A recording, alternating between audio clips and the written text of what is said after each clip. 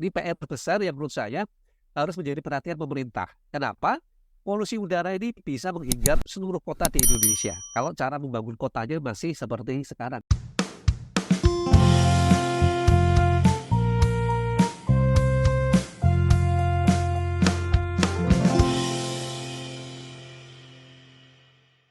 Salam perspektif baru untuk Anda pemirsa acara ini di media sosial YouTube dimanapun perspektif Wimar TV. Saat ini Anda kembali menyaksikan wawancara khusus perspektif baru, tentu saja bersama host favorit Anda, Hayat Mansur. Nah, sahabat perspektif baru, setiap warga negara memiliki hak untuk mendapatkan lingkungan hidup yang baik dan sehat. Hal ini sesuai dengan amanat konstitusi kita, Undang-Undang Dasar 1945 Pasal 28H. Nah, lingkungan hidup yang baik dan sehat ini termasuk di dalamnya adalah udara yang bersih dan sehat, bebas dari polusi.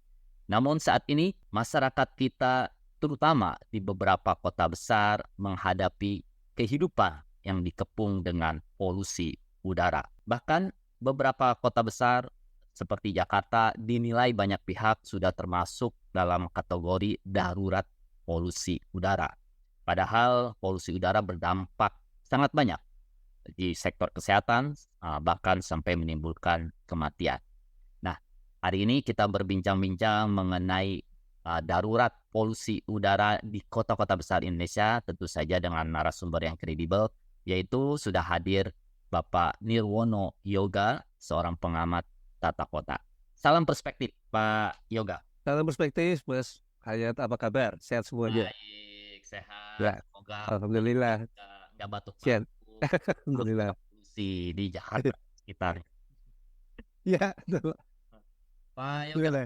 Ya, kita berbincang-bincang mengenai polusi udara. Sebenarnya kualitas udara di kota-kota besar, terutama di Jakarta ya, sudah memburuk dalam 1 dekade terakhir dalam pengamatan kami. Tapi mengapa baru akhir-akhir ini polusi udara menjadi berita yang hangat diperbincangkan? ya. Sebenarnya ini menarik ya. Dalam tanda petik, saya coba tidak mengaitkan dengan isu-isu politik di menjelang pilkada, pileg dan pilpres ini ya. Karena kalau kita melihat dari 10 tahun terakhir ini bahkan bisa dikatakan Jakarta itu selalu menjadi kota yang langganan 3 besar lah paling tidak ya, yang masuk menjadi kota paling polusi udara ya. Jadi bukan baru juga, bukan tiba-tiba juga sebenarnya ya dalam konteks itu. Nah, yang menjadi catatan saya adalah sebenarnya pertanyaannya adalah dalam 10 tahun terakhir ini sebenarnya apa yang sudah kita lakukan ya, baik itu oleh pemerintah maupun juga masyarakat sebenarnya. Apalagi kalau kita melihat sumber polusi sebenarnya kita sudah banyak tahu juga ya. Nah, pertanyaannya tadi dalam 10 tahun tadi apa yang dilakukan terhadap pengurangan pencemaran udara terhadap sumber-sumber polusi tadi gitu. Nah, ini yang menjadi semacam perspektif bersama. Misal ya kalau kita lihat data terbaru dari Kementerian KLHK ya yang disampaikan Ibu Menteri kemarin bahwa dominannya ada 3 besar. Satu, dari sektor transportasi atau kendaraan itu 44%. Kemudian dari sumber pembangkit listrik itu ada 34%. Sisanya sekitar 22% itu gabungan ya. Ada yang dari industri, ada yang rumah tangga. Nah, kalau kita melihat dari data itu kan kita sudah tahu apa yang harus dilakukan sebenarnya. Nah, ini berkaca dari kondisi di lapangan misalnya. Dari 44% ya. Misal ya, dari data Dinas Perhubungan DKI Jakarta dan Dinas Lingkungan Hidup misalnya, 44% ini ternyata kurang lebih 90%-nya berasal dari kendaraan pribadi ya. Jadi pengguna transportasi publik di wilayah Jabodetabek khususnya Jakarta hanya 10% Mas Sayap. Nah, 90% dari sektor kendaraan pribadi itu pun terbagi dua, yaitu 19 jutanya motor, sekitar 4 jutaannya dari mobil yang selama ini beredar di wilayah DKI Jakarta. Jumlah yang besar kalau dilihat penduduk Jakarta kan sekitar 10 jutaan ya. Berarti ya 2 kali lipat dari jumlah penduduk Jakarta itu jumlah kendaraan ya, yang beredar setiap hari di DKI Jakarta. Nah, dengan kondisi seperti itu harusnya perhatian ada dua. Saat itu tentu adalah bagaimana kebijakan pembatasan pergerakan kendaraan pribadinya itu ya. Baru kemudian kedua kita bicara pengembangan transportasi massal sebagai tulang punggung perkembangan kota, iya gitu. Tetapi yang satu jangka pendek, yang satu jangka panjang. Nah, Ya. Pak Yoga, ketika kita berbicara mengenai strategi penanganan polusi udara, yaitu strategi jangka pendek dan jangka panjang, pemerintah juga secara terbuka sudah mengumumkan ya melalui media. Nah, bagaimana penilaian Pak Yoga ini mengenai strategi penanganan jangka pendek dan jangka panjang yang dilakukan oleh pemerintah? Ya, kalau lihat secara keseluruhan, saya evaluasi beberapa kebijakan yang dilakukan, masih bisa dikatakan 3. Ya, 1, polusi udara tadi ternyata belum menjadi poros utama isu. Ya, kebijakannya itu bisa dikatakan belum menjadi kebijakan yang krusial ya. Kalau umpamanya saya bandingkan apa yang dilakukan pada saat penanganan pandemi COVID gitu ya. Ada PPKM, ada PSBB ya, sehingga kebijakan juga sangat sangat tegas. Nah, sementara dalam kondisi seperti sekarang polusi udara, kebijakannya belum menunjukkan hal itu ya. Misal ya, kebijakan yang sudah diterapkan yaitu seperti kebijakan work from home ya, atau kerja dari rumah, ini baru diterapkan di tingkat ASN DKI Jakarta dan kementerian di wilayah yang bekerja di Jakarta. Padahal kalau mau efektif, harusnya seluruh ASN se-Jabodetabek juga harusnya mengikuti kebijakan itu. ASN-nya harus bekerja dari rumah ya, untuk mengurangi mobilitas dan penggunaan kendaraan pribadi tadi ya. 1. Kedua, harus juga dilibatkan oleh pihak swasta. Jadi swasta juga harus juga dapat menerapkan kebijakan work from home, terutama pekerjaan-pekerjaan yang tidak terkait dengan layanan langsung masyarakat. Apa itu? Rumah sakit misalnya, bengkel, petugas kebersihan gitu ya. Dan ketiga, sekolah, Mas Ayat. Saya belum melihat justru perlindungan terhadap anak sekolah itu malah justru belum diutamakan ya. Sekolah masih berlangsung, padahal tadi anak-anak merupakan salah satu kelompok yang paling rentan terhadap polusi udara. Artinya kalau ASN DKI menerapkan work from home, sekolah juga harusnya menerapkan juga work from home tadi. Nah, kapasitasnya berapa? Sekarang kan rata-rata baru 50%. Kalau memang polusi udara kita ini dalam kondisi sangat darurat, harusnya lebih dari 50%. Jadi yang saya dikatakan tadi, kebijakannya itu menunjukkan bahwa polusi udaranya itu masih belum merupakan ancaman yang berbahaya. Gitu. Oke. Masih biasa-biasa ya. Nah, ini kebijakannya juga kelihatan sekali kebijakan di arah itu. Contoh kecilnya saja seperti itu, Mas. Oke, Pak Nirwono Yoga, Ya. sebagai seorang pengamat tata kota, Anda juga pasti sudah paham bahwa isu polusi udara di kota-kota besar Indonesia ini sudah terjadi dalam 1 dekade terakhir. Ya. Tapi itu selalu muncul tenggelam. Nah, termasuk juga isu polusi udara di kota Jakarta.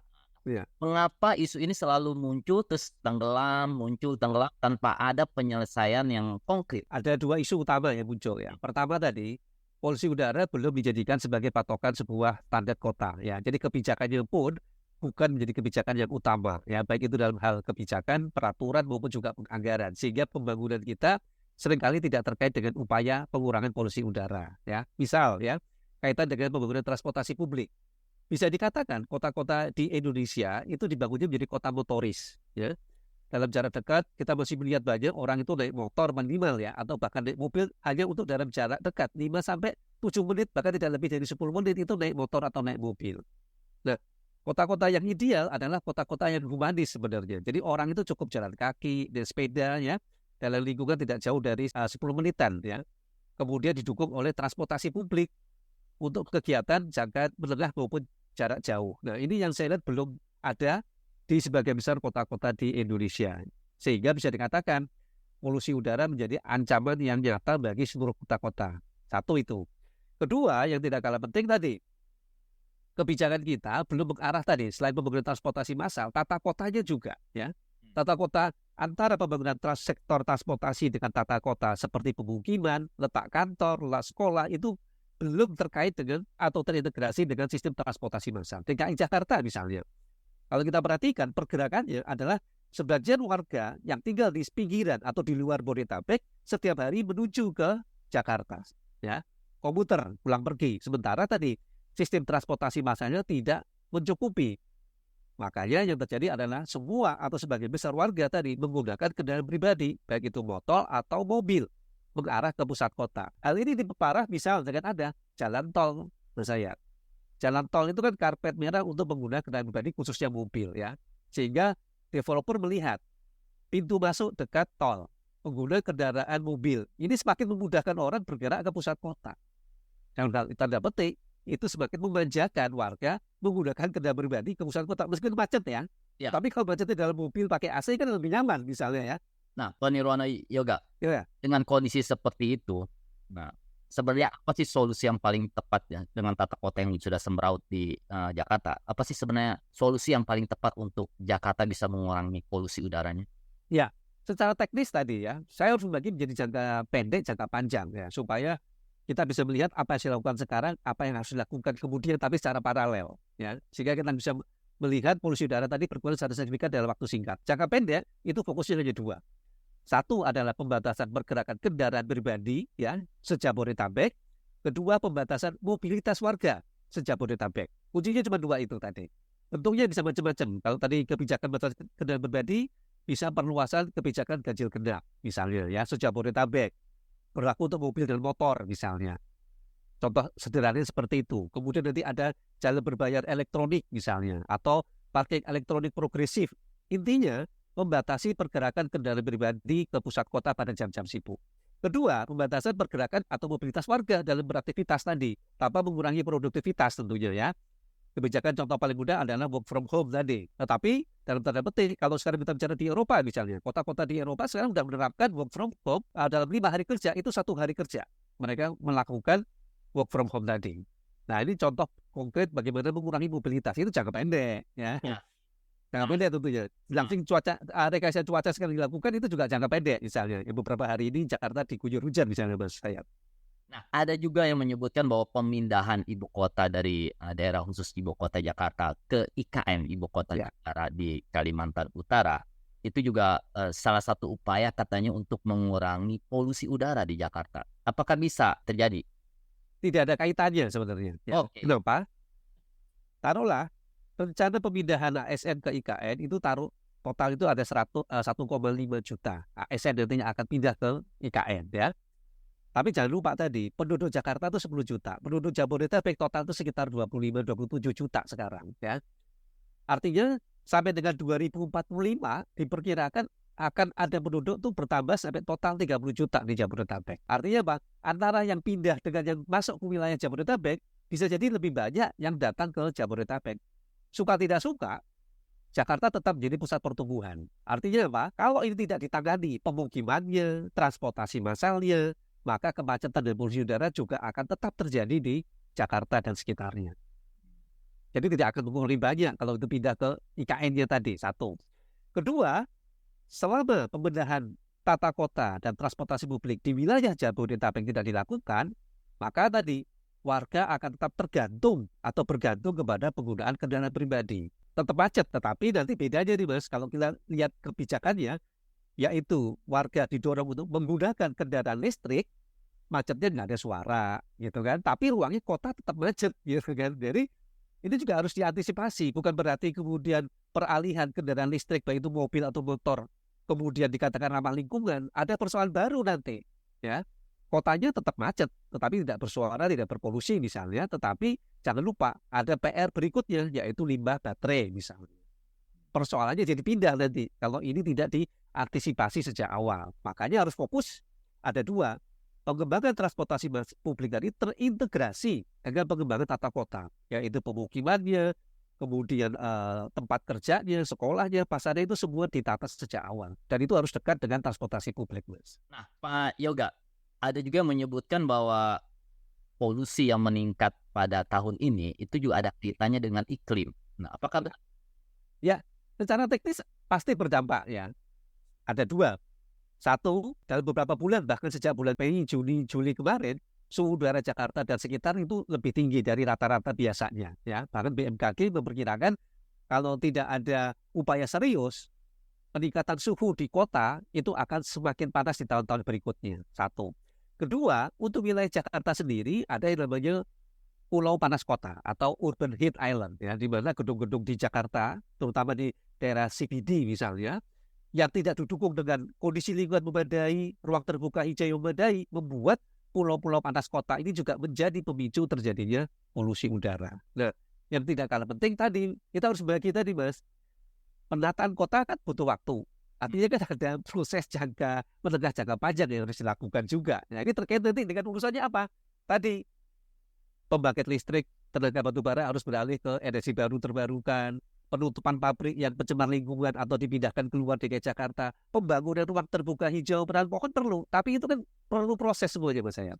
Nah, Pak Nirwono Yoga, tadi dikatakan bahwa Jakarta ini ya sudah termasuk kompleks. Nah, kita tahu kota-kota besar lain di Jakarta, katakanlah di sekitar Jakarta aja, Depok, Bekasi sudah mulai mengalami hal seperti kota Jakarta.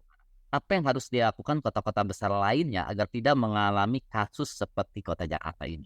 Ya, ada 3 langkah besar yang harus dilakukan oleh seluruh kota di Indonesia. Ya, yang pertama yaitu fokus bagaimana pengembangan kotanya berbasis 2, yaitu pengembangan transportasi publiknya dan pengembangan tata kotanya. Dalam hal ini tadi, pemukiman, perkantoran, sekolah itu terintegrasi dengan transportasi massal.